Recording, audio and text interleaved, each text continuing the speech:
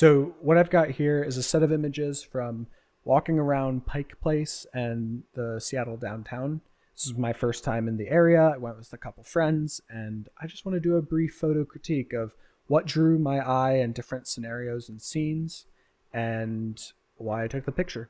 So first up, we have this kind of setting the scene photo, shot with a slow shutter speed. It allows the blur of the people just slightly here in the foreground, and gives the ability for your eye to kind of follow some of these leading lines into the frames. The structure of the building, all of these leading lines kind of pull you in to keep following from neon sign to neon sign to neon sign.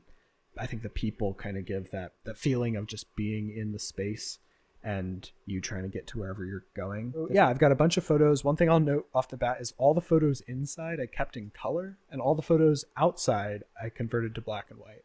I thought that was just interesting. I didn't realize that when I was editing until pulling this set of images. In Pike Place, there's a second bottom level where there's a bit more of the established shops. This photo was out of focus, not on purpose, but I ended up really liking it. It kind of gives that dreamy feeling of, trying to get to lunch and a new place and a little chaotic, but then also like this photo kind of feels peaceful in the midst of all of it. I think if it was all sharp and tack and focus, it wouldn't have that same feeling.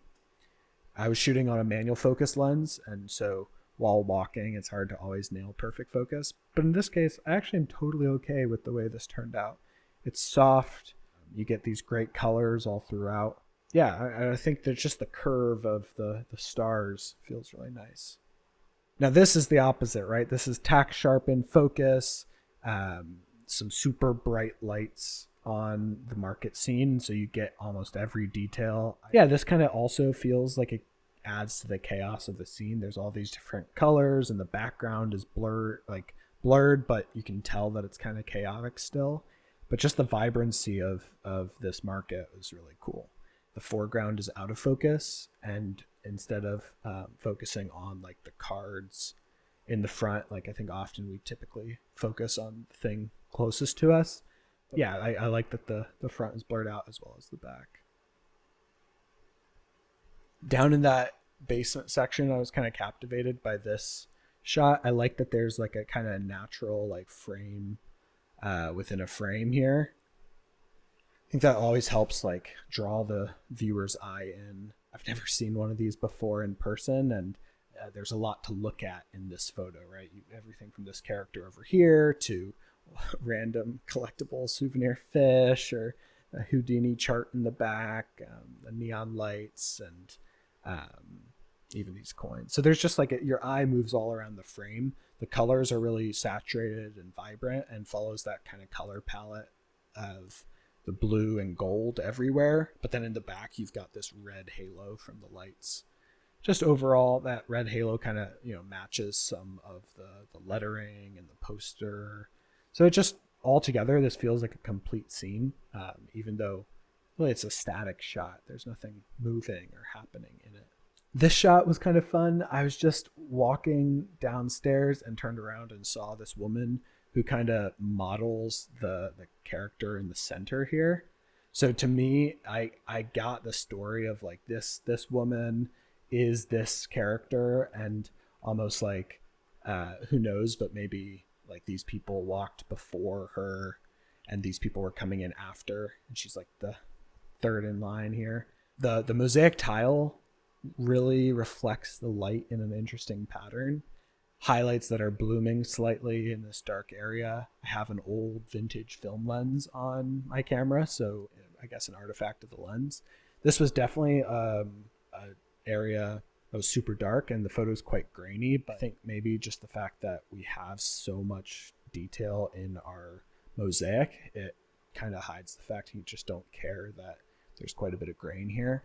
But overall, there's nice placement, rule of thirds, there's some nice boxes, like the fact that she's in a doorway boxes her and pulls your eye right to the subject. I think for me, this photo is that it follows the curve like up right to the cigarette. You follow the light, I guess, against the dark, that contrast line the whole way up. Typically, you'd be drawn to the brightest part of the image first, but in my case, I follow up to see this little bit of detail, and the horizontal lines all kind of like point in towards the subject. This is a scene where you would think I would keep it in color because all of these posters were dramatically colorful. But I turned it to black and white because I thought that color, while interesting, wasn't really the thing I wanted to emphasize. In this case, it felt very much like a main character moment for this guy walking his dog through downtown Seattle. I don't know if this is his typical daily walk, but this is like a tourist trap and he's walking his dog through it. This is right around the corner from like the gum wall. I just found this a really interesting scene as well. You've got leading lines here and here, and his head is like perfectly in the center of those. There's also just other leading lines that point in towards him as well. In many ways, I think this photo is a character shot. Something about the vanishing point going off away from where he's looking. I'm not sure why, but I think it helps. Like my eye in this photo actually seems to start over on the right and pull in towards the character in the center. I could have framed it up that the dog and him would have been in like the rule of thirds kind of situation. But this photo is definitely one of my favorites of the day. I was just going to get a portrait of my partner in front of the Seattle Sound in the docking bays. I was about to ask her to turn around. Ended up just realizing that there were these birds coming, and I don't even remember if I noticed that there was a fish in the bird's claws until after I took the photo, because the scene happened really fast. I was, using a manual focus lens and just racked to infinity and fired off this shot, and it allowed me to get that image, not trying to track the birds with autofocus or anything like that. I just knew that if I focused racked out to infinity, I would be able to get this shot. If we zoom in a tad, you can see the detail around carrying that trout or whatever it is with the other bird close behind upset. It's just a really good frame. I mean, even by itself, it could be an interesting shot, but I just really liked that I was able to capture it in the moment. I decided to go with a 16:9 aspect ratio on this one. I typically shoot pretty standard 2:3, but in this case, there was just a ton of sky above that kind of took away from the overall framing, putting the birds in the rule of thirds-ish and my partner perfectly in the center. I think this gives a little bit of that like cinematic-y. I could have even maybe gone slightly more dramatic and cut out a little bit more of the water or the rocks here. But yeah, 16:9 works for this one, I think. Maybe it's something about these cranes pointing up towards the sky too that helps. Not sure about that. But overall, I kept this black and white because the colors themselves weren't that interesting, and I think the black and white stark contrast really helps pull the viewer's eye in towards the scene, the action. Now this is 9:16 instead of 16:9. Actually a much wider shot. I was shooting on a 35mm lens and this was pretty far away, but because I have a high resolution camera, I was able to zoom in, recrop, and just get one building in as the background. I think this really works. It's like a bit strange as a standalone photo, but combine this with a different photo and it would pair nicely. And just one last photo. I love walking around downtown areas, and in restaurants specifically, I have a couple photos that I've really enjoyed of this kind of scene where there's some nice reflections in the windows and you've got some good geometry happening. I specifically like that the brick reflected in the window is the same direction as the table's wood grain.